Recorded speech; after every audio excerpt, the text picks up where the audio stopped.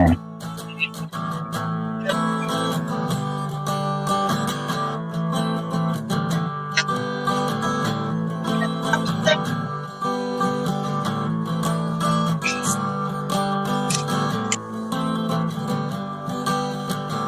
hung out with the girls. Always hung out with the girls. Always hung out with the girls. The girls, they accepted me.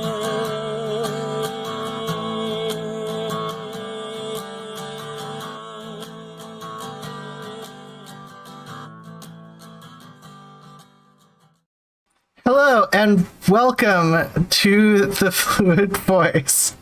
I am the most easily visible co-host. I don't know what I'm saying anymore. I'm Ozma In The Dark, utilizing she/they pronouns because I feel like it. White, blue eyes, brown hair, and wearing a green shirt with a blurry background. Christy, how are you doing?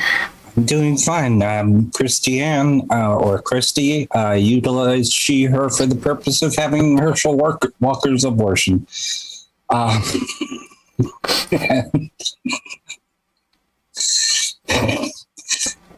I'm doing very well, thank you. How about you, Perfict? I am perfect? That says it all, doesn't it? Right there. I'm perfect. Using he and pronouns. Well, if I say I'm perfect and I'm doing just fine, it just sounds redundant, doesn't it? I mean, fair. And we have our... What? Oh, did you have more? I said, there we go. Oh, nope. Okay. Brain. Anyways, and we have our guest, Savy from Savy Writes Books. How are you doing? I'm good. My name's Savy. I'm from the YouTube channel Savy Writes Books. I'm an author, and you can refer to me as she and Savy and whatever else you want. Just don't call me late for dinner. That's what I like to say. Love the puns. Oh. I mean, puns are always make everything better, I think. Always, 100% of the time. Without fail. Yeah. Anyways, our topic tonight is today is a slow day where I had 4 hours of sleep. The importance of authenticity in characters. Okay. And I mean, I guess initial thoughts, if any of you have it, and then we can get on to more in-depth discussion about it. I guess when you're talking about authenticity, I guess there's a lot of angles you could take to that if we're going to talk about like writing versus characters we see in books and media and analyzing them. Are we talking kind of about authenticity, like a character being portrayed in a well-rounded way, or authenticity in terms of like the writer writing it from an honest place? I guess, you know, which direction we're going with it, but there's definitely lots to say about all those things. So I'm excited regardless. I mean, I guess the first thoughts I tend to think too. So like, I have not completed any book yet. I have one story which I've built a bunch of backstory to stuff and only have like 10,000 words in or something. Or 15,000 maybe. I've written 11 novels, so we're good. Yeah, Christy has written, that's why I have Christy on your side with stuff. But like my first thoughts with it is generally like with regards to like other marginalized groups. If you're portraying other marginalized groups, my thoughts are the authenticity related to that, but we can talk about any other version of authenticity as well, which is fine. I don't think there's necessarily need to be bound down by that particular thought process, since there is time to talk about a lot. Yeah. I think I see this discussion happening a lot in both author and reader circles, whether that's like on book Twitter, on YouTube, wherever, where people talk about like, should you be able to write about characters or from the perspective of characters who have life experiences that you haven't had. And I guess people always bring up this kind of stupid straw man where they're like, well, I've never been a dragon and I write about dragons. And it's like, yeah, well, no one's been a dragon. Like, if we're talking about things that some people have actually experienced, but you haven't, like, who should be writing about that? Now, I've always come at the perspective of things from, I judge the work on the quality of the work. I don't judge it based on who particularly wrote it, because I think that, you know, anyone can do something well or anyone can do something badly. I've read a lot of books that are written by like LGBTQ people, but I think sucked. And I've also read books written by straight people that have LGBTQ characters that I liked. And like, there's a wide spectrum in between, and, you know, vice versa is true. So, but I definitely think that there is something special about having had that experience authentically and being able to write about it. So I can see it as like a nice bonus, but not a requirement. That's kind of how I've always viewed it. And then there's, you know, more in-depth examples and more specifics from there. Yeah, well, we can get to that after we get Christy and Perfict's initial thoughts, just in general, because I want to make sure they get a word as well, so we can all talk. Mm-hmm. I've had Christy, you want a game? Yeah, I was a character in someone's book, so that was a thing that happened, and he won awards for it, as he should have, because it was good. I thought you were gonna say because it was you. No. We both wrote in reaction to the death of a friend of ours. So, and his book won lots of awards. Mine was kind of just cathartic.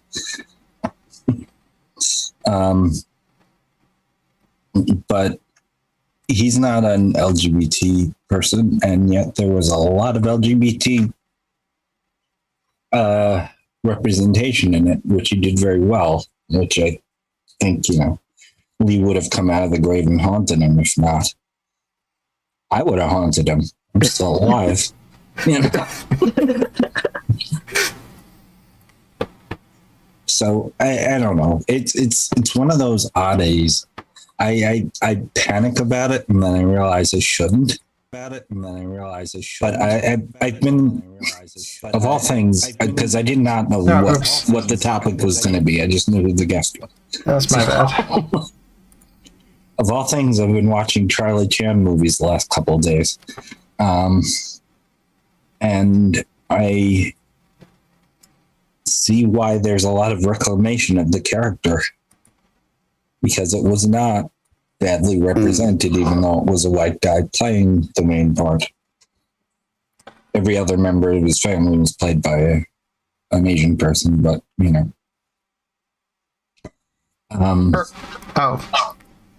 So it was an interesting thing, because there was one I watched that was incredibly racist and very imperialist. Charlie Chan in Egypt. You just think of that and just go with whatever you think is the worst it could be. Stepin Fetchit was actually in it.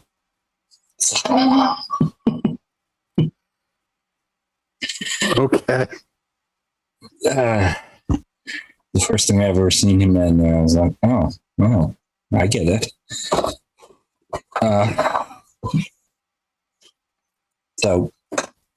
But there is authenticity, and Warner Olam did learn how to speak Chinese, so that's a thing. All right. Just random thoughts off the top of my head. So representation is an odd duck, because it can be done well, it can be done poorly, or it can be done insensitively, even if it's done well. Perfect. What about you? Well, the thing is, I think that with characters, when writing or relating to them, either as a consumer or it's the most important thing is that they be understood as realistic, that they be perceived as realistic. There's the perception and there's the reality. The rub comes when you're dealing with marginalized communities, where if you're presenting them in a way that will be perceived as being realistic, but isn't representative, that they would not feel was representative of them.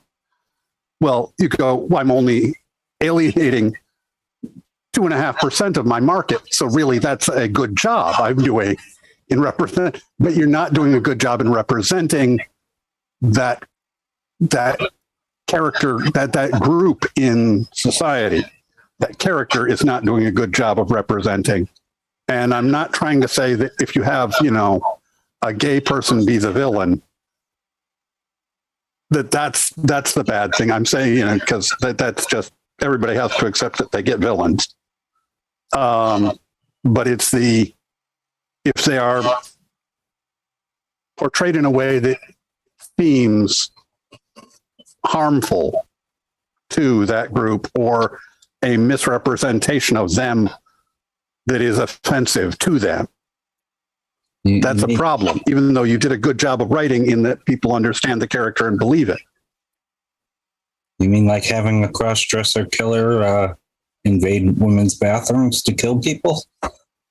I was actually just about to bring up J.K. Rowling too, but I was going to bring up her, because I just did a review on YouTube the other week of her newest book, the one that came after that, called The Ink Black Heart. And a lot of people, said that book was ableist. And one of the reasons, because I was trying to look through it, both objectively and within mind, a lot of the criticisms and praise and every angle of what people had. And, because there's this character, I'm not going to reveal who the killer is or anything, but there is a character in the book who is disabled and has chronic illness. And she's portrayed not very well. She's kind of portrayed badly. And I've had some people say, well, just because she's a villain in the book doesn't mean that the book is ableist, because it would be kind of infantilizing to say that disabled people can't be villains. But I think where a lot of people's criticisms of that character came from were not necessarily that she was a bad person and also disabled, because you can be both, but it was more so that she was undercharacterized, that was her only quality. There wasn't really much else motivation behind anything.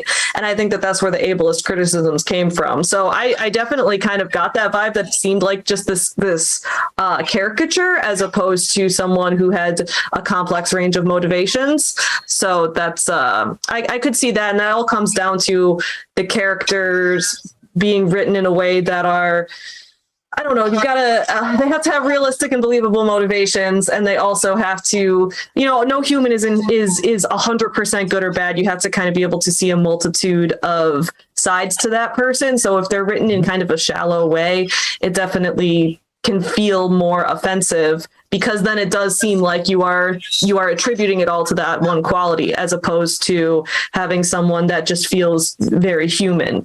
So that I kind of agreed that J.K. Rowling's new book did kind of come off ableist because of that. But it's not because she is an able-bodied writer writing a disabled character. It's because she did a bad job with the writing. So that was kind of my takeaway on that. Yeah, I mean, so I've got a couple thoughts. Things. So, first off, I think getting some feedback, because there are some groups that you can find of disabled people, if you want to ask if you portrayed the character well, or if you're doing a movie Baby Driver is one of my is a movie that got a lot of praise for deaf representation, because there was back and forth with the deaf actor, and the director listened and changed some things based off of what the person said. And I think that really helps. I mean, I don't think it's simple, but I think you can do stuff to mitigate ways in which you could totally screw up or make your book dated in 5 years. I agree. I think, just in general, when writing, the process of getting feedback is super valuable. And if you can get feedback from people who would have more insider knowledge or more understanding of something that you're trying to write about, that's even better. When I put out my book, 90s Kids, I worked with 2 sensitivity readers for that book, because I thought it would make sure that I was giving an authentic and well-rounded portrayal of all the characters. Yeah, and I forgot what my other thing was. Complicated characters always help. Characters with depth always help. That was like one of the, like, even though there are aspects of Arcane that are ableist, I still kind of like the writing of the characters because they all have motivation.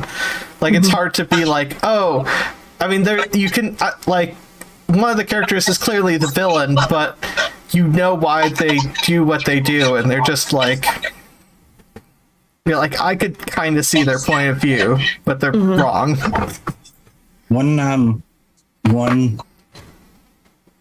A series of stories I did in the 80s, and they're well out of print and under a different name, so no one try and find them. Took an aspect of lesbian culture, which I was familiar with, and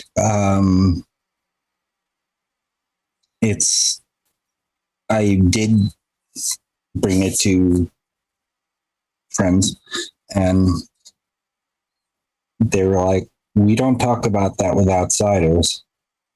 But is it accurate? Yeah. And they went out anyway, which I regret, which is why they're out of print. So I caused harm. I caused harm with something inside that nobody knew at the time.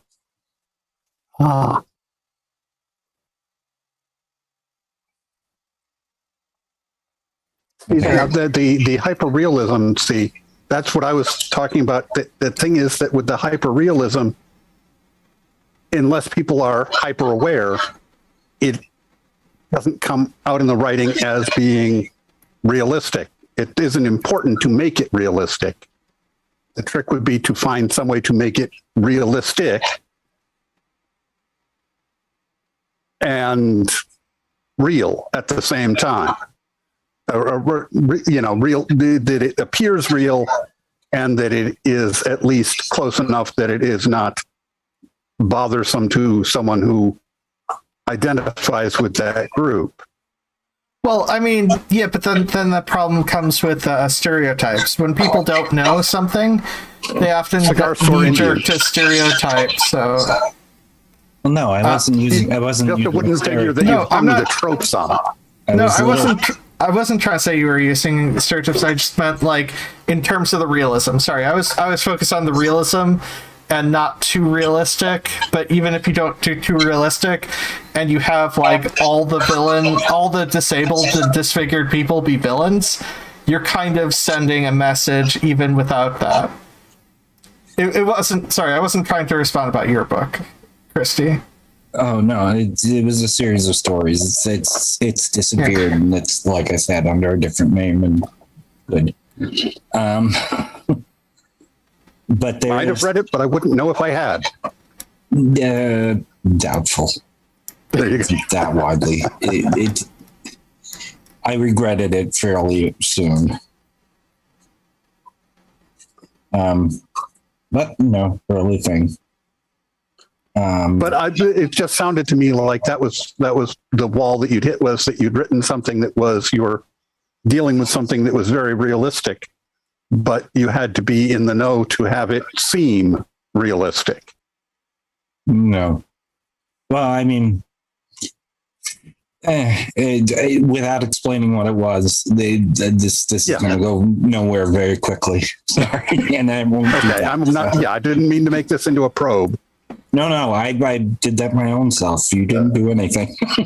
Okay, so I think I get the impression that we pretty much all kind of agree on the first potential version of this, right? Roughly. So we can go on to one of the other things that Savy brought up that I immediately forgot. Oh no, what did I bring up? I don't remember either. Well, you brought up other ways in which the thing representation, yeah, can be bad. Other ways to describe that. Okay. I You don't, brought up I like don't remember three what I other. said Oh either. no. Okay. I was just spewing whatever ideas came into my head. I don't remember what I said. I mean, we could just dunk on J.K. Rowling for an hour and a half. We've I mean, had those shows before. I mean that I've is made true. plenty of videos on her. Trust me, there's a lot to say. There's a lot to say. I did watch the most recent one, so that you did on that book, where the problem, what was it? A lot of the criticism was the writing, like the way that's written is just structured so unpleasant to read. What I tend to do in general on my channel is like, I tend to critique the writing above all else because that's what we're here for. So, right now I'm filming this review of this monstrosity of What is a Woman by Matt Walsh. This is I forgot. one of the worst things ever written in existence. So I'm just mostly doing a linguistic breakdown of it and taking it from like a language and grammar history perspective because people come to me for that. You come to someone else for a different perspective. You come to me if you want me to be your English teacher for the day. So that's what it's what this 2-hour video is. English is supposed to work. You can't tell people how language is supposed to work because language evolves based on human usage. So the whole this is how language this is what language is. This is what's definitively true and false. You can't do that, buddy. You can't do that. That's not how it works. I love the Jon Stewart thing. Recently, I haven't seen that yet. I heard it. So. I watched it twice, which was weird for me. It was funny because he broke down the problem with this is what woman has always been, and then he brings up like Aristotle, a woman is an aberration, a natural aberration, like in comparison to a man or something like that occurs naturally through biology or something. Just and of course in Leviticus where a woman is 30 shekels. Yeah.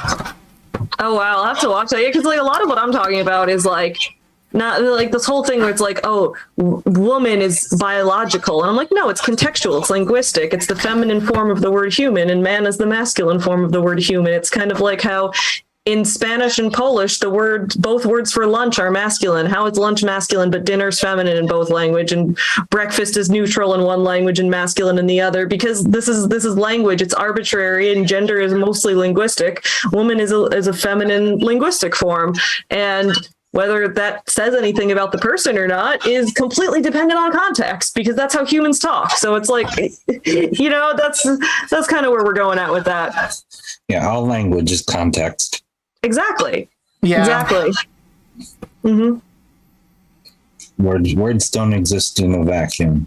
They don't. They only exist in the context of the words around them. So. Nor can they hear you scream in a vacuum. Yeah. Yes. Now, words do actually exist in a capsule inside a vacuum of space, I believe.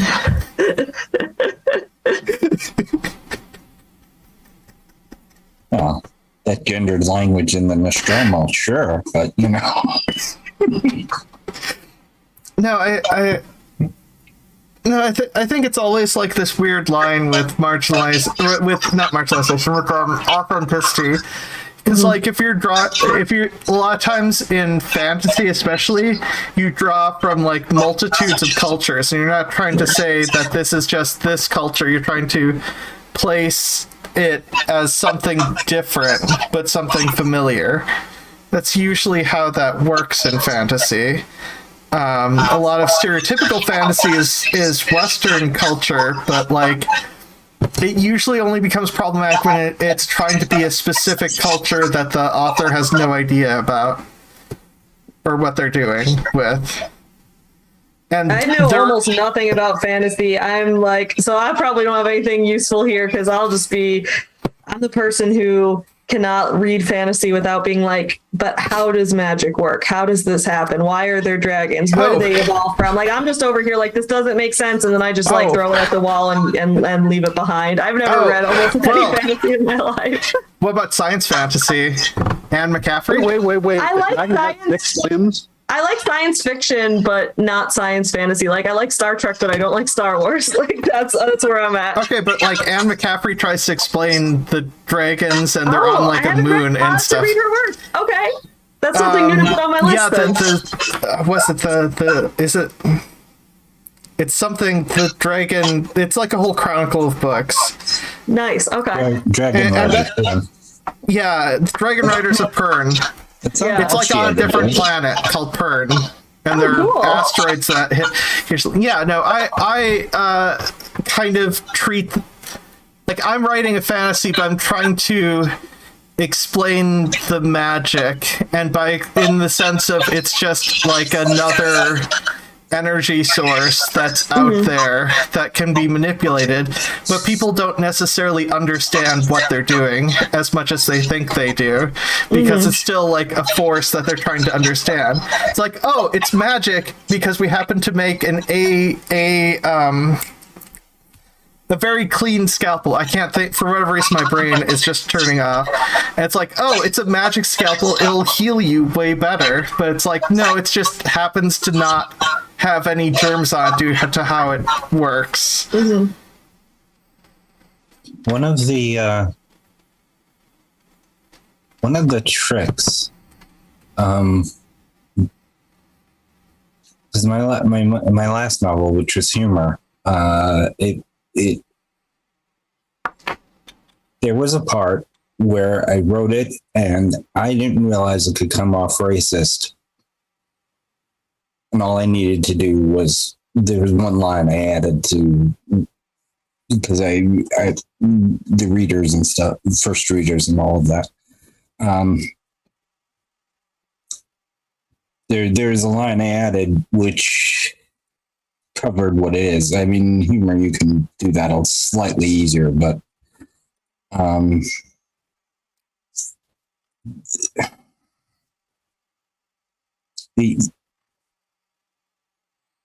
I would never knowingly come across racist. That was not, it's not any part of my being, you know? I mean, I'm sure I have racist thoughts and stuff because everybody does of some sort or another. I just try and beat them down with large sticks.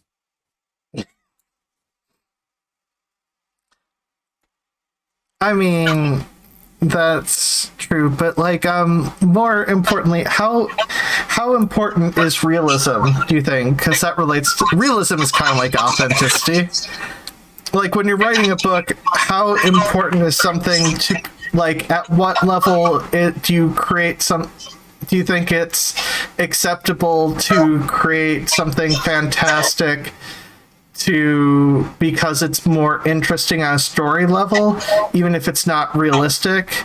Like, if someone randomly runs out a building and hops in a bus that happened to be driving by or something, but it's like completely random chance, but it's unlikely and unrealistic for them to randomly find that, but makes something there's the emotional creative level. I don't know. I've watched too many behind the scenes with movies. They do that a lot. One of the best pieces of perspective I ever got was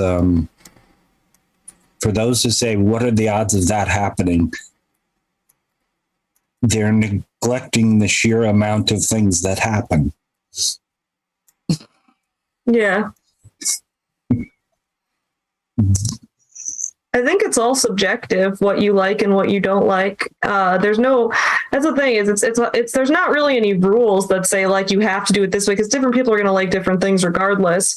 But I know that for like when I personally connect to something most is when I understand the character's motivation. So regardless of if it's like a fantasy or a sci-fi setting, or if it's in the real world or whatever set in any time period, if I can understand how the certain set of circumstances that the character's involved in led them to making certain decisions, even if those decisions are things that I would probably never make, but if it's clear enough to understand how those decisions were made and the character is behaving in a way that would be in line with a motivation I would understand, rather than be in line with something that advances the plot in a more interesting direction, then I think it tends to resonate harder. Now, of course, everybody's motivated by different things, and all people are going to understand why certain actions happen, or people are going to respond to different things differently. So it can be hard to create like a universal level of understanding of why someone might do something. So that's kind of the struggle of it. But I would say that that's kind of a key thing is, are the motivations clear? Do we understand why they think the way they do? Do we understand why they're acting the way that they're acting, or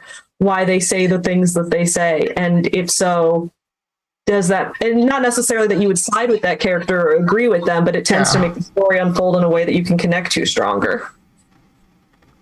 So in terms of realism, that doesn't necessarily mean that like this thing could actually happen in our world or that we would actually see it, but more so that we could like within the context of the story understand how that unfolds. Because otherwise, like I guess you could do some kind of like surrealist type of experimental writing where you have, okay, there's this character and under normal circumstances, we think they would probably run away from the scene, but instead they run towards the scene and we don't know why they're doing that, but it's just causing you to question everything. But that would probably come across as more of something that's intentionally surrealist rather than something that you could insert your own self into, if that makes sense. I am a despiser of Gravity's Rainbow, so I don't know what that is. Oh, it's a big deal book. Thomas Pynchon was a big deal in his life, during his life. I mean, to be fair, I probably don't read much of. I mean, the most surreal thing I think I've read is Slaughterhouse 5 or something. Yeah, which really isn't. I mean, it's sort of magical realism, science fiction. Yeah, it's an easier one to get your brain around. Thomas Pynchon was a magical realist writer, and I think his characters never worked. Yeah, no, I can understand, probably relate to that, because I do, like, not even necessarily characters I can put myself into, but just characters I could imagine existing. But I think there are potential limitations in terms of interpretation with that from the general audience. If you don't believe that, you know, real people would act that way because you haven't experienced it, you might not like something at one point and then like it if you have had that sort of or been aware of that sort of experience. Yeah. Well, as far as Pynchon, actually, I like The Crying of Lot 49, but don't quote me on that because I refuse to like Pynchon. But yeah, It's a reason that I sometimes struggle with like romance novels, for example, because a lot of times I don't get why people end up with the character they do. I always want the wrong people to end up together. And I know that it's like, it almost seems like a lot of times, you know, you've set up these characters as the main characters, so the audience is expecting them to get together. So if you don't have them get together, people will think that maybe your book failed. But sometimes I'll be reading a romance novel and think, no, I like this character and this character together better. If I were following any motivation that I would see normal humans being motivated by, I would see these characters gravitating toward each other or making the decision to be together rather than these characters. And so then I sometimes will say, oh, I didn't like this book because of that, because in my mind, that didn't make sense how the characters got from point A to point B. But to other people, they say, no, I did want these people to end up together. So to an extent, it's subjective because we all behave differently in different situations. So, you know, to what extent is that reasonable? I guess that's a limit you can test with your writing. That's kind of up to the writer and the reader to determine in each case. Yeah, and I guess it also depends on what you want out of your writing. Yeah. Like if you just want to write for people, I mean, like who do you care about and who are you writing for and who you're trying to Yeah. Like if you want to write something that, for instance, if you want to write something for that Indigenous people like, but you didn't like ask a single Indigenous person or whatever and assumed that you know, like off the top of your head, how to get everything right super easily, you might not have a good outcome for your goal. I guess I've noticed, and I don't know if this is just a me problem because I don't see a lot of people complaining about this, so maybe this is just a me problem, but I've noticed, like, when you're looking at LGBTQ books, for example, like, I've noticed there being a lot of, within romance, you'll see if there's a character, if there's like a bisexual main character, the book will almost always have them end up with a same gender character, even if there is a different gender character that would be a better relationship for them, in my opinion. And based on my standards of what's a good relationship, that's going to vary for everyone. But that's what I'll see a lot. And then I start to wonder if this is like something that has to do with, like, do people think that if they're going to market a book as like an LGBTQ book, that you can't have a man-woman relationship be the main relationship at the end? Because that's a little disheartening to me personally, because it's like, you know, people can end up in all kinds of relationships, and that's totally fine. But I've noticed that sometimes where I'll read all these books where I'm like, oh, I love this bisexual main character, but they feel it's like they have to end up with the same gender character, even if that relationship seems unhealthy, and I can't understand the motivation for why they would choose that. And I start to wonder, like, is this a marketing tactic? Are you doing this to try to appeal to people who want to see same gender relationships? I don't know. So I start to wonder about that. Yeah, that's marketing. I would be convinced that's marketing. That's how it feels to me. You've got certain people, and they're not going to buy your book. Yeah, because they don't want to see same gender relationships happen at all.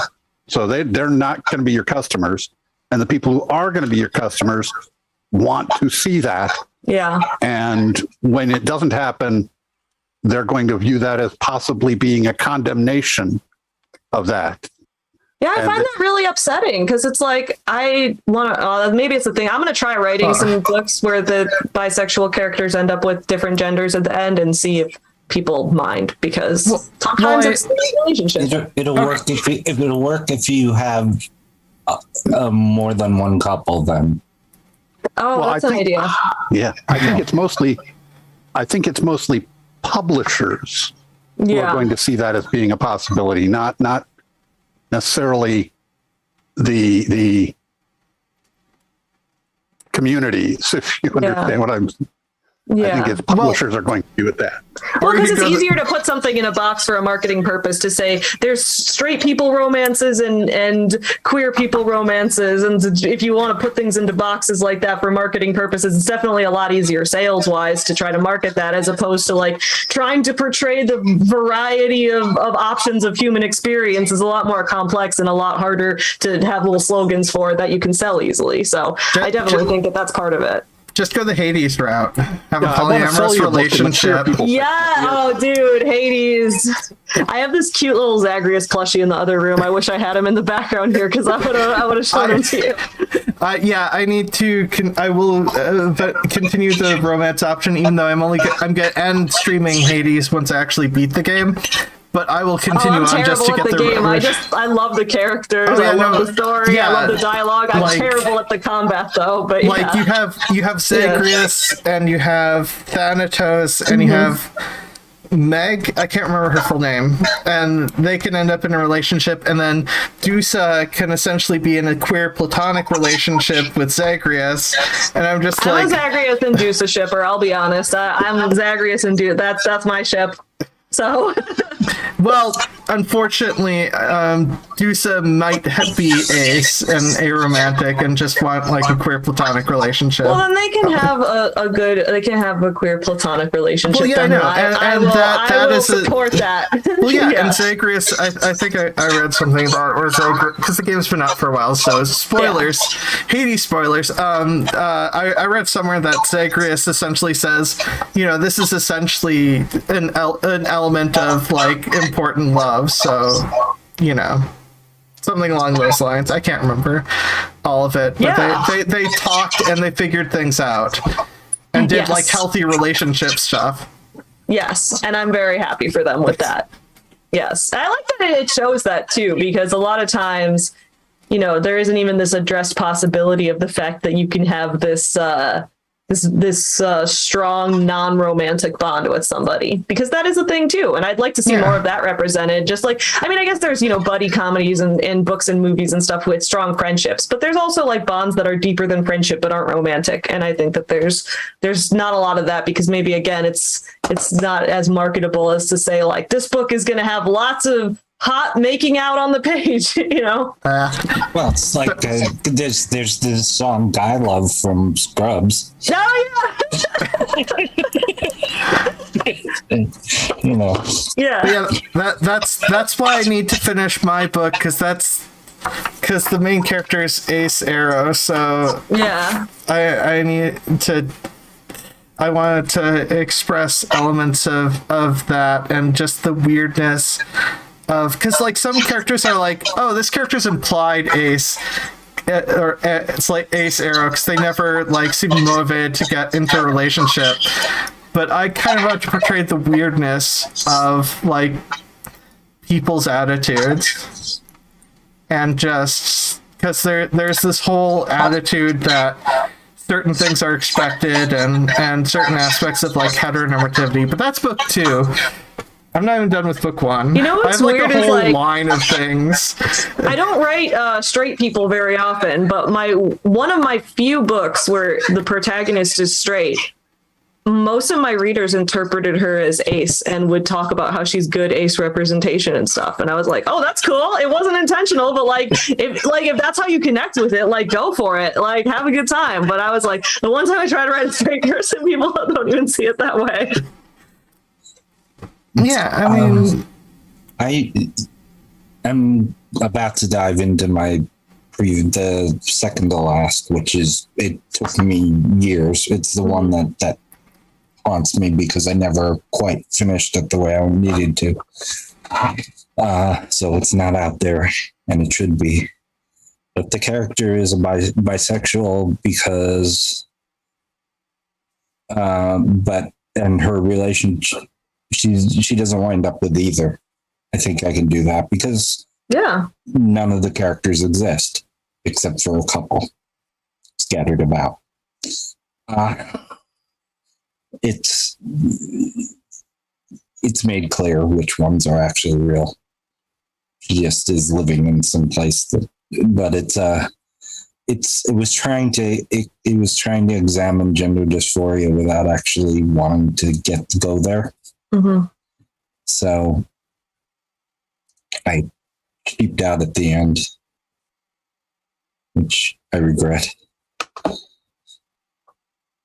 On the other hand, I had it with me when I was going to come out in 94, and I didn't. It's going to have lunch with Neil Gaiman and Caitlin Kiernan, and it all fell apart.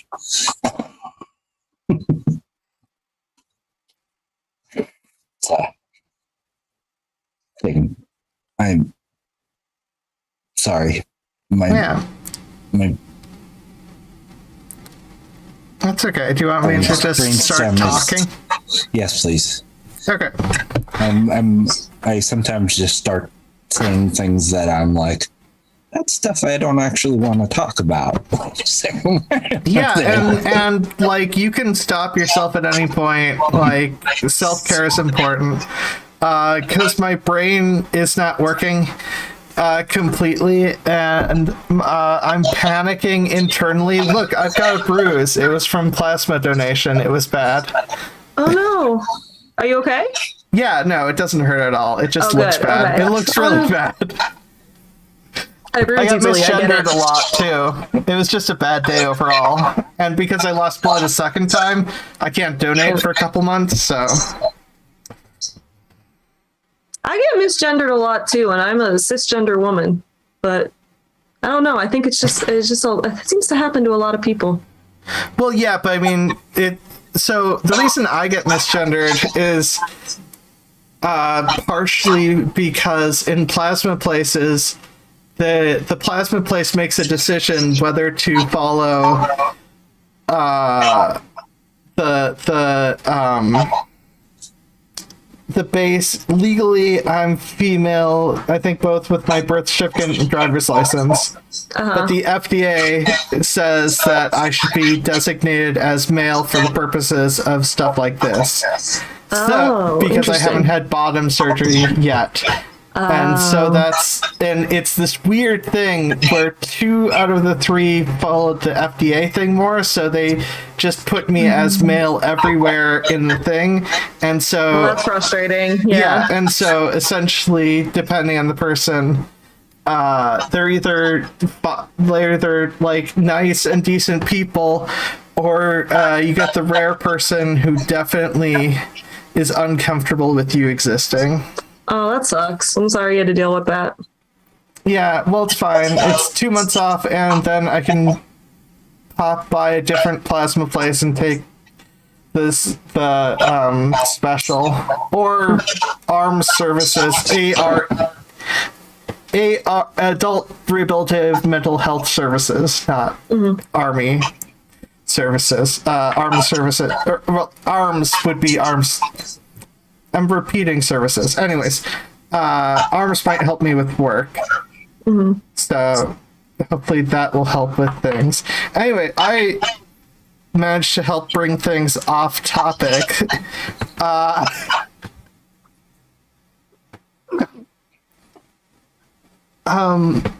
Just sort of yanked them there. I apologize. That is my one failing, is I'll start to get into stuff I don't want to talk about and don't know how to stop. Well, that's okay. Let's not talk about not talking about. Yeah, like, I'm pretty sure everyone here, I get the impression that everyone here might be neurodivergent. I could be wrong. Okay. So yes, everyone. Okay. Yeah, one of the things. I'm sorry, I wasn't paying attention. Well, when I first ran across your channel, I actually thought you were trans for a bit. Me? Yeah. Which way? The way you are, the way we are, the way we were to the way you are now, and then you started talking about like male to female. Yeah. Oh, interesting. Because a lot of people think that it's the other way, that I was female to male trans, and they would call me either like, a lot of people default to calling me they. No, I bet. Also because I had the breast reduction surgery, so a lot of people thought I was like trying to get rid of my boobs for gender reasons. Oh no, actually that's what told me you weren't. Oh, interesting. That's the opposite. Oh, cool. I don't know if it's like, it could be just because like I lift a lot of weights, so I have like a broader shouldered build than a lot of cisgender women do. So I don't know. If it's that or what, but no, I'm not trans, but a lot of people think I am. Well, my ex got misgendered once, like my first ex. She got seen as a dude once in a place, which was helpful for her to understand why it was upsetting for me. No, but yeah, no, I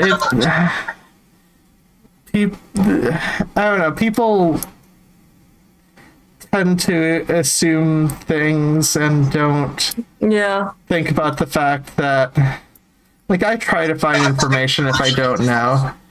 To be fair, I like legit, if I have no idea, I tend to just like avoid any pronouns related to gender, so I will just talk about them by their name. That's probably the safest thing if you really have no way to know that. But or like I've had people like apologize for calling me she, and I'm like, why? I am she. I don't know. It's like it's really strange. I don't know where it comes from, but I don't know. Well, I guess I've talked about body dysmorphia, maybe. I don't know. Well, I think it comes from the fact that a lot of queer culture involves people being themselves, so there's an assumption if people are being themselves and not falling into the traditional stereotypes, it's easy for those people to be seen as queer, even if they're not. Oh, I am queer though. I'm like a woman who likes women, but I'm just not. You or like various types depending on how they happen to see you. I just know like I've got a cis het friend who wouldn't mind being like a house husband type thing. So of course he would be more likely to be seen as queer because of his like comfortability with his sexuality. Oh, interesting. Yeah. So like there are a lot of factors. Yeah, it just shows that there's not really, one universal human experience, which I guess even comes back to the whole discussion of representation of characters. There's not really one right or wrong way because everybody's experience is going to be a little different. So at the end of the day, it really does come down to, having a portrayal that feels honest and that feels motivated by something real, that has a variety of elements to the character, what they want, I've heard about, like, people talk about it like the yearning passage. I forget what craft writing book I read that in, but it's like the yearning passage where you have like the thing where there's the thing the character needs the most in order to be like self-actualized and fulfilled by the Maslow's hierarchy. You know what I mean? That's their stated goal. So if you have all of that and you can kind of follow where the character's going, then the rest of it, you don't want to just do stereotypes. But then again, there are people who, like, for example, a lot of people talk about they don't like books where there's like slutty bisexual girls, and I'm like, I am a slutty bisexual girl, and I want to read about more. I want to read the girls that just want to hit on everybody because I can relate to that. I don't see that as a negative stereotype, but if that's the only quality, then I could see how people would be offended by it, as opposed to having someone with a more well-rounded interests and goals and things like that. So, Well, yeah. but that's just to say there is no one universal like human experience that we all have. It's all going to vary based on circumstance. Yeah, and in terms of authenticity, it's always going to feel more real and more possibly real if you write a three-dimensional character. Oh yeah. Like, because if they have like clear reasons for why they're doing what they're doing, then they're less like, just that alone is going to make them less likely to fall into stereotypes, even if stereotypes were the author's original intent. There's a lot greater chance of people relating to the characters. Mm-hmm. Yeah. Yeah. Like, yeah, I'm trying to think of a good example, and I can't think of one off the top of my head. I'm pretty sure there's probably, like, I don't know.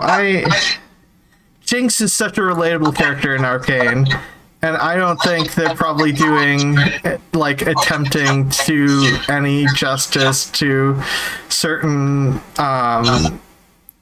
neurodivergence, and she does fall into a lot of the stereotypes, but because she's a well-rounded character with like actual motivation, she can still be a very sympathetic character because why she's doing what she's doing. It makes sense. Yeah. Yeah. Well, if you're going to get into games, The Last of Us 2, the biggest problem with that is that the other character had the better motivation. The character you weren't supposed to be rooting for.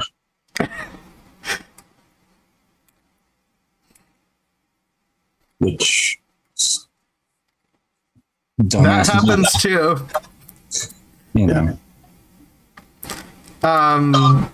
MCU is a good example of that. Two experiences I have with that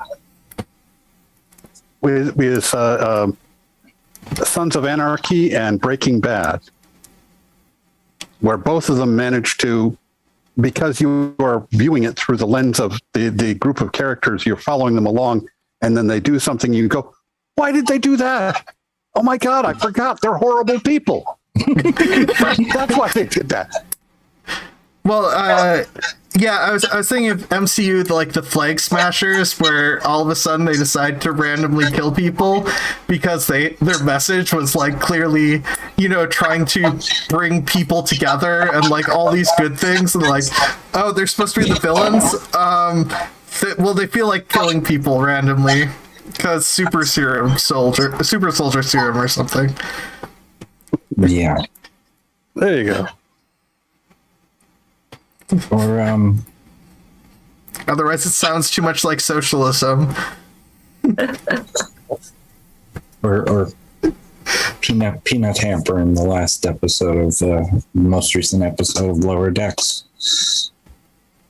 Oh, I love Lower Decks. Yeah. That's I my have not favorite seen of the that. new Star Trek shows. I think it's so good. I love it because I'm mostly like Next Generation is my favorite, and I like Voyager and the original series But Lower Decks, I feel like captured the same feeling, but in a goofier way. And so I'm here for it 100%. Yeah, I mean, that happens too when you have, like, that is also a sort of semi-authenticity, because you can tell when people do parodies of things that are kind of jokey, but you can tell that the creators love the source material. Like, if they're making fun of Bond, but they're doing it, and it's also kind of cool at the same time. Well, two movies that I've seen that I would compare for that is, there's the movie The Disaster Artist that came out in 2016, which is based on like Tommy Wiseau and The Room, right? How there's like the movie The Room. Oh yeah, that was like one of the like weirdest and worst movies made. And then there's like the James Franco movie The Disaster Artist that he makes, but you can tell that it's mostly made just to be like a straight up comedy, as opposed to like exploring his like actual motivation and vision as a director, because you can tell he didn't really take it seriously. If you contrast that, there's this movie on Netflix starring Eddie Murphy called Dolomite Is My Name, which is about the work of Rudy Ray Moore in the 70s, who also made very weird movies that a lot of people thought lacked competence in the technical elements of filmmaking and things like that. But you can tell that Eddie Murphy has this like strong respect for Rudy Ray Moore and his visions as a director and a creator and things like that. So it's very fun to compare those two movies, because there's a lot of similarities in the subject matter and in like the beats within the plots, but you can tell, like, I think Dolomite Is My Name hits a lot harder because of it being more authentic in terms of its genuine, well-rounded respect for the subject matter, for the person it's about, rather than just being a parody. I think one of the Perfect's internet. By the way, Perfect's internet is sometimes bad. Perfect will pop back in. Okay. One of the oddities in calling someone like Ed Wood or Rudy Moore worst directors of all time or Tommy Wiseau, is that when the director or writer doesn't love their material themselves, like not talking about the people who are doing movies about said directors and writers, if they don't love the movies, then the movies are just dull. It's really hard to make a bad movie that's watchable if the person who made it doesn't really care about making that movie. Yeah. Even if they're completely incompetent. Because I love the Dolomite movies. Same. They're some of my favorites. We have like a whole Rudy Ray Moore collection, and like The Room, I've watched dozens of times at this point, because I think you're right about that, though. When you've got a genuine passion for the thing you're creating, even if it turns out like bad in the technical ways, like maybe the cinematography doesn't make sense, or there's a plot hole or whatever, the acting's not very convincing, like it doesn't matter, because you can still like get invested in it because the people involved are invested in it, as opposed to if you make something that's like clearly just like an easy cash grab. Even if it's made in a more like technically competent way, it's not going to be as interesting or memorable. So I'm all for like, seeing those people that they consider like bad directors. Like, I don't think they failed. I think they succeeded in that they created something that has lasting impact on people. Yeah. Yeah. Yeah. And that's kind of true with, if we're talking about bad directors, the guy who directed After Earth. After Earth. Jordan? I think After Earth. Whatever, the movie with Will Smith. Yeah, I'm also trying to remember. directed some horror movies before then. Shyamalan, like, the guy who made The Sixth Sense. I watched The Sixth Sense the other day. Sixth Sense is great. Yeah, no. What was I thinking of? but like, there was clearly passion put into like After Earth. Like I couldn't hate it. There were a lot of problems with it, but I could feel like there was something behind it. I love a lot of his movies. Like, you can watch like The Sixth Sense and say, okay, The Sixth Sense is like it's considered like by critics and stuff to be a good movie because it is. I mean, it's genuinely good in like a creepy way that messes with your mind, and it's good for I watch it because it's almost Halloween, and it's like, okay, time to watch some scary movies. And then if you watch some of his other movies, like we watched The Visit, which is considered like one of his less good movies, but I was like, these actors are committed. These like kids who are in it, they are bringing their A game, and I was invested. I was like, I don't care if this movie's bad. I'm invested. It's not bad to me. I'm having a good time right now. Yeah. Well, I mean, I guess the one series that M. Night Shyamalan does that I do kind of have a problem with because it's hardcore ableist is the Unbreakable series. I haven't seen it. No, I don't agree with it at all. With that at all, I haven't seen the two that followed, but there's I don't think there's a single disabled person that's not like a villain who's random or a villain who's just mean because they're crazy. In the follow-up movies, I saw Unbreakable. I haven't seen the other two. There is a lot of. I can understand if you're just talking about Unbreakable. The problem is Unbreakable is tied to those movies, and so now I can't. It's harder for me to separate it. Yeah. But like, Unbreakable is brilliant. So. So if Unbreakable was a single movie, I mean, it's still sort of to some degree like not the best choice, but that's fine. But like the fact that's followed up by movies where it's like this person has dissociative identity disorder, so they're a villain with powers as well. Okay. I'm not going to comment because I haven't seen any of them. So it's a nitpicky thing. Yeah. It's just me and my opinion based in my feelings, but I think people give too much hate to creativity that they don't like. Yeah. Well, that's like I was saying. You don't. If you represent characters and they are realistic, but they're not perfect, anybody's objections are kind of who cares.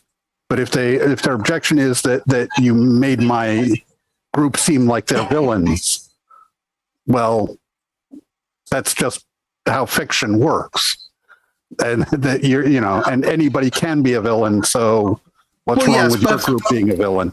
Well, but it becomes a problem when they're a villain because they're a part of that group. Yeah. I think there's some nuance to it because, I don't think it would be right to say like, oh, you can never make someone who's part of X group a villain because then that makes it look like you're not giving that group credit to show that it's a full demographic with a diversity of individuals and rather just trying to characterize it all as one thing. And that's not right either. That's also stereotyping. But I think if you're having someone who is only a villain because of qualities of that and no other reasons, or if that could, I could see that serving as part of a motivation if it makes sense in context, but like, that's what brings me back to like why a lot of people were saying that the new J.K. Rowling book was ableist is that like the character who is disabled is also a villain. And then those are the only qualities she has. She's disabled and she's a villain. And that's like it. And beyond that, it's like you don't really get to know much else about her as a person or like what her life goals are or if she has any interests or skills or anything. It's just like she's chronically ill and she complains on Twitter and she's also mean. And it's like, that's it. Well, okay. Yeah, but I mean that even that like it's the biggest issue is that because here's what happens with disability usually. Characters either useless, a villain, or secretly just pretending to be disabled. Those are usually the three choices in the majority of work. And like you can have a character who's trying to do good and is a villain who's disabled and have it be a good character. Yeah. It's just that's not always what's done. Sometimes, especially with like certain forms of neurodivergence, it's like, oh, this character's schizophrenic, which means it makes sense why they're horrible to people and trying to kill everybody. And or like this person has dissociative identity disorder, so it makes sense for one of the identities to be a killer. And it's like, no, most neurodivergent people of various types are more likely to end up hurt by people than to hurt other people. Yeah. And the other thing is, like, the term crazy usually gets a shorthand to excuse to be like, oh, like a normal person who I relate to can't possibly have like a bad set of ethics where they'll do cruelty, so it must just be that they're crazy. Yeah, I think a lot of times exploring like the motivations behind why people do bad things, a lot of times it's not like you can blame it on one thing, like a mental illness or a physical disability or any demographic indicator. Usually, in my experience, it comes down to people being self-serving or people being doing cruelty out of necessity or something. And those are things that I think maybe sometimes people are afraid to write because it shows that we all have the capability to become villains under the right circumstances, as opposed to being able to show like, oh, this person who's different from me, the writer, and statistically will be different from you, the reader. Well, you don't have to worry too much about you because they're different. Like, I see that happening sometimes, and it's like, that doesn't make any sense either. You know, everyone, we all make choices in life. We all have the capability to be bad people. It's making the choice not to. So it's, I guess, a little scarier when you think of it that way. Well, yeah, and I went on... There's a video on my thing where I saw, like, the worst thing to describe Jinx talking about writing madness right because, you know, they're not typical and that person didn't feel sympathy or empathy, which means they wrote the madness right. It's like, no, that's a you problem. There are so many problems with that but like... But yeah, no, that seems to be an attitude that some people who teach about writing have, it sounds like, from the person's description. It's just like, no, I understood everything that Jinx did. It had pretty clear motivations. The motivations she did were pretty clear. I didn't mean to imply that I wasn't trying to describe her as it. My brain was just braining weird. I get it. I feel awkward. My brain's all over the place right now, partially because I'm hungry, so I'm trying to figure out what I'm going to order for dinner. Well, the madness is a weird thing. Mm-hmm. I would feel there's some things I'd be reticent to touch in anything dealing with trans people, even though it's part of the culture, because of, well, like I was saying with, you know, lesbian culture before, this is stuff we don't talk about with outsiders, you know?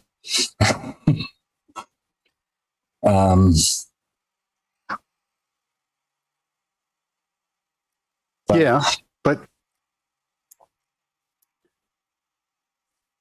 no, go ahead. There's but in writing a character, yeah, that I'm saying that inside information isn't really useful because you want, unless you're trying to do covert signals that will only the people in the know will be able to tell, dog whistles, if you will, that only the people who are already in the know will be able to discern them. And that's not, I don't see that to be pretty specialized. I mean, it might be fun for small groups of people, but I don't see it as being very practical. No, it's what not. You want is things that everybody recognizes, which then you run the danger of, like I said, cigar store Indians, where you just say, I want an Indian, so I'm just going to make this wooden figure and cover it with tropes that people will recognize as being Indian. They don't represent any kind of Indian. They're just stuff. And that you don't have an actual, you're not writing a character that you have dealt with or met, or even an amalgam of characters. You're just writing a wooden character that has got a bunch of tropes hung on it. I guess when I think about, like, I know you were mentioning there's like cultural things that aren't talked about with outsiders. I don't know if I'm just sounding young and naive, which is entirely possible. And part of me wonders, like, is that as much of a thing still today when there's like social media and there's like a lot of people publicly talk about lots of elements of their lives and their cultures and things like that online? I feel like we almost can have access to understanding a lot of things about other people's lives at the drop of a hat. Because I'm thinking about it, I'm like, I can't think of any demographic I belong to where I know it. And maybe it's just that I don't know anything. That's possible too. I just think like I don't know any secret things that I'm not supposed to talk about with outsiders. But maybe that's just that nobody trusts me because I have a big mouth. I don't know. I also don't know, but I also don't have filters, so always. So it's also possible that it was like that. I could see that being a thing, like, I don't know, a couple decades in the past, but I didn't know because it seems like a lot of things are very openly discussed on social media. And while there are going to be like certain cues and signals that are going to mean different things in different dialects or to different groups of people, I don't know if is it even possible to like keep a set of information completely secret among one like demographic when everything is kind of out in the open nowadays. Well, so much that was secret in the past. Now there is porn for it. Well, that's accurate. Well, okay, so I've got two problems with that. One, it depends on how much people listen to other people. If you're not listening to LGBTQ people, you're not going to know anything, and that's my brain describing something in a way that other people will get. Also kind of important for me to get outside opinions so I know if they understand what I'm talking about. But two, porn is its own complicated thing because it sometimes runs off of stereotypes. It can. I don't really watch any porn, but I've heard jokes about it. I just here to make jokes. I heard that's where a lot of people that's why I heard popularized she-male as a term. Yeah, that's weird. I think this is actually interesting because I never got interested in watching porn, and I think it's because I have OCD, so like me seeing naked strangers was always making me go like, ugh, like it always freaked me out as a concept. So a lot of times when I got to college, there were a lot of like gender role things that I didn't know about just because like people would get them from like porn as an example. I took a gender studies class my freshman year of college, and they said, isn't it like crazy how always in porn, the first thing that happens is the girl will start doing this to the guy and then it'll focus on the man in this way. And I'll be like, that's never been my sexual experience. I just kind of go into it with my own standards all the time. But then again, I'm like, well, maybe I just didn't take in this media that was giving these expectations to people in the first place. So I just never even thought about it. I don't know. It's interesting to think about how that might be a part of an influence. But then how do you get your pizzas delivered? That's a good question. I'm considering ordering a pizza right now, so I'm like, we'll see if that's what happens today. Did I order a pizza? I don't know. Or maybe I'll order a burrito. That sounds good. Yeah, but sounds like you're planning on getting freaky then. Yeah, I'm gonna text my spouse and say, I'll order us. Tyler, do you want me to order us burritos? Sure. Do you want me to order us Chinese food from Lao Szechuan?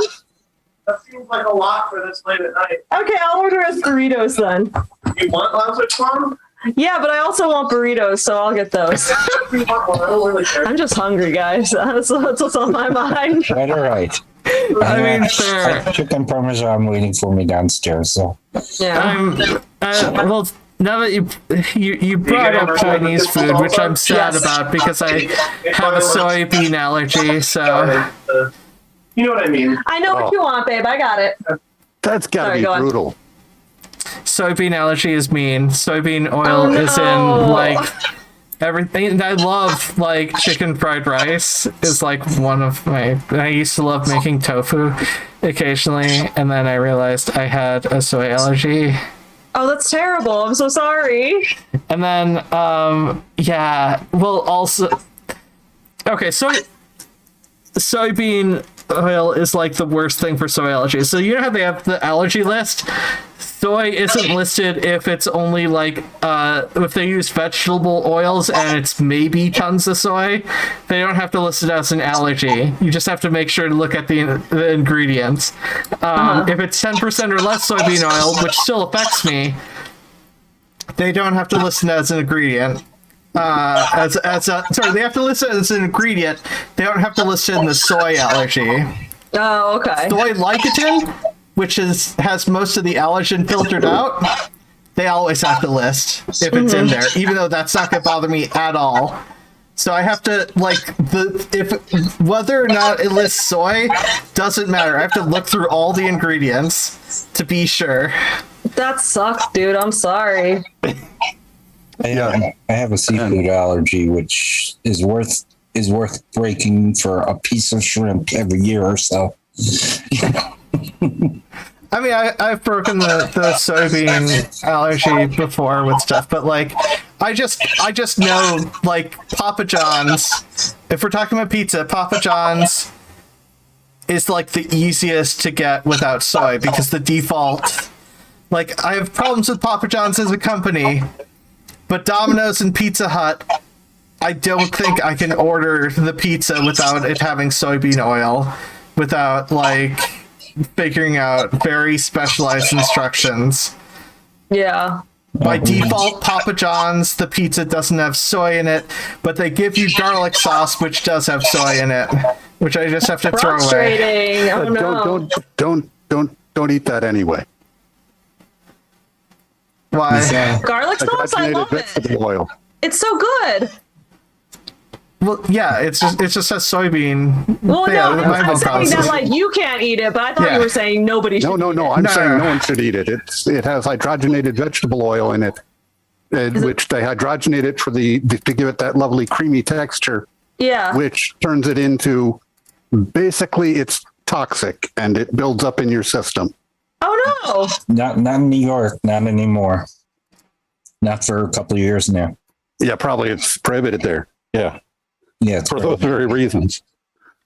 I don't know enough about that. It tasted good when I before the garlic, but yeah, no, that's true. It's a lot of garlic sauce. It's the weirdest thing. Like they have soybean oil in it. I have to order. There's another pizza place near me, Devani's, because I live in Minnesota, and I have to order. If I order a hoagie from there, I have to order it without garlic sauce because the garlic sauce has soy in it. That's so frustrating. If I have to order pizza, flat pizza is fine. Because of the breading that they use for traditional crust that they put on top of it, I have to ask for them to not have that breading on the pizza because that breading has soybean oil in it. Oh, that's terrible. I'm so sorry. See, now we've learned something well-rounded about your character. Yeah. You have multiple sides to you. You donate plasma, you have allergies. I've got bruise allergies. And a It's green another reason for you screen. to be mad at Trump too. Wait, what did Trump do with soybean oil? Trump announced that he was going to be putting tariffs on Chinese imports, which he can't do, but he said he was going to. And China responded by putting tariffs on soybeans, which they could do, and they did do, and crushed the American soybean market, meaning we started figuring out new ways to include soybeans in everything. Yep. Oh. It's the same reason we had that overabundance of rice in the late 70s, early 80s because of Iran. Well, anyways, we are getting close to the end time, close-ish to the end time. Oh no, the end is near. Yeah. Perfect. Where can people find you? They can find me doing this and on the Discords listed in the doobly-doo. The down below. The Fluid Voice Discord, of course, and the Rumpus Room Discord. Yeah. Christy, where can people find you? Is there anything that you're working on? Yeah, I'm working on the nonfiction thing still. I have some ideas how to fix the one novel though, and I'm kind of like sleeping on that. But you can find me on Twitter at Christy Abbey. Chris Abbey.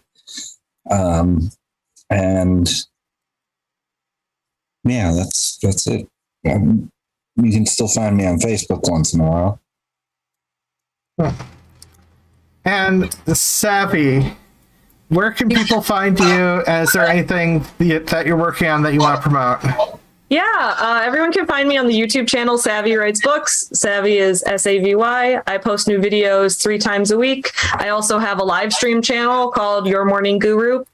And you can join me there at 7 a.m. Central Time on weekdays if you want to have a fun morning show where we wake up in the morning with you.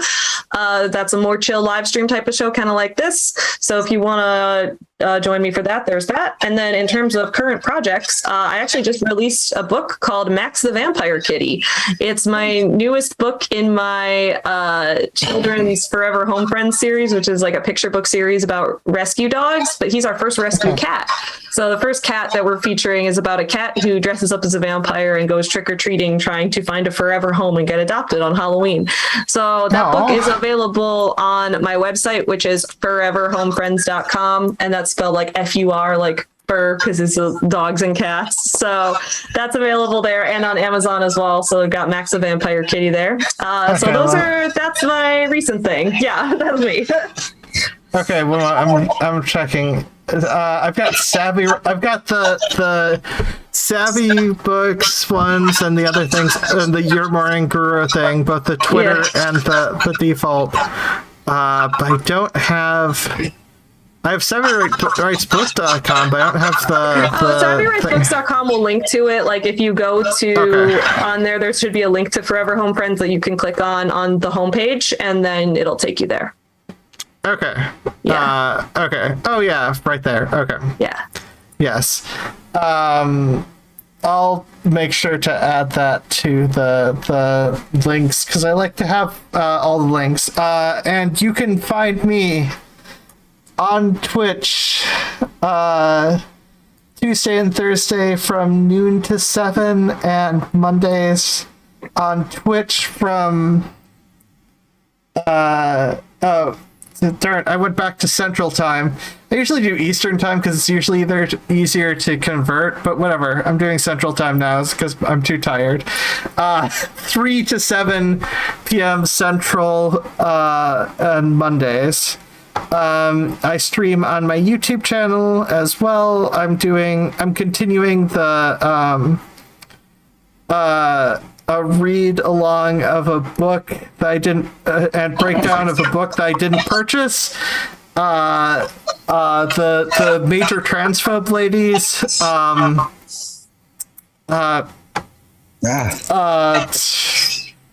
I forgot the name of the book. It's in my cursed files. Something friend, whatever. She wrote the worst book. It's the same author as the book Transsexual Empire: Rise of the She-Male. Oh, Janice Raymond?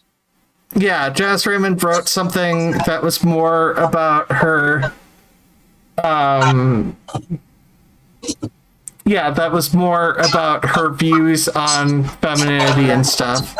And I wanted to get to that first before I got to the Transsexual Empire book, because I felt like even though this book was written later, it would give me an insight into her thought process to writing a book that argues for a soft genocide of trans people. So it argues that, yeah, I mean, they want conversion therapy, and it doesn't matter if trans people feel happy and healthy. There just needs to be less of them. Oh no, that's awful. Yeah, no, that's in the transsexual empire. It's like near the end of that. Yep.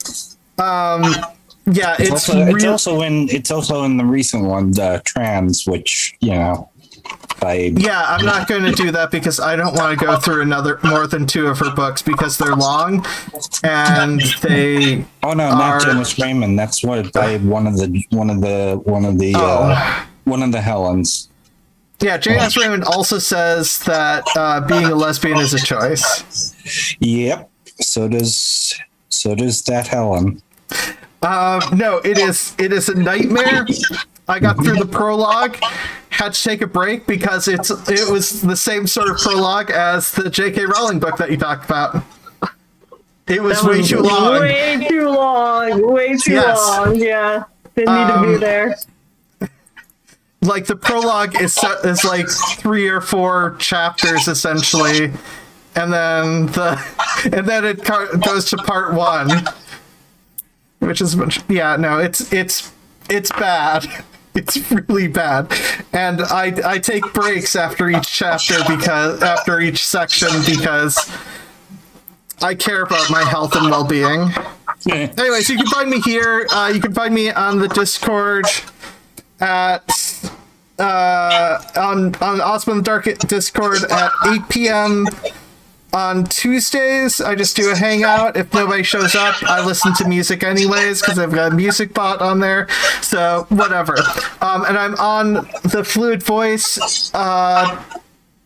like I don't know, 5:20 to 6:20 Central, before the show, just to hang out, because I feel like having an excuse to use the Discord and give other people a potential excuse to join the Discord. Because otherwise they'll be fairly empty. Anyways, just real quick. Yes. This is since the break. This is the first time I've actually been on camera. Oh yeah, that's true. Mm-hmm. Oh, and also. You can't see Christy's here, but in the thumbnail, I drew the Halloween costumes. That's why Perfict's in his Halloween costume. I've got my Halloween thing. Christy is the version of David Bowie. Yeah, it doesn't come up in mine for reasons because I don't know my Zoom password anymore. It's fine. It's in the thumbnail. Because I draw the thumbnail stuff because I draw on Thursdays. I'm talking too much. I need to find a way to shorten my outro part. Oh, if you want to be a guest, contact Context French. She's in control of that stuff now. We're working together. She's a producer on the show. And yeah, with that being said, with that mountain of thing being said, everyone, your voice matters, your life matters, and you matter. And take care of yourselves. Bye. Like, comment, and subscribe. Peace.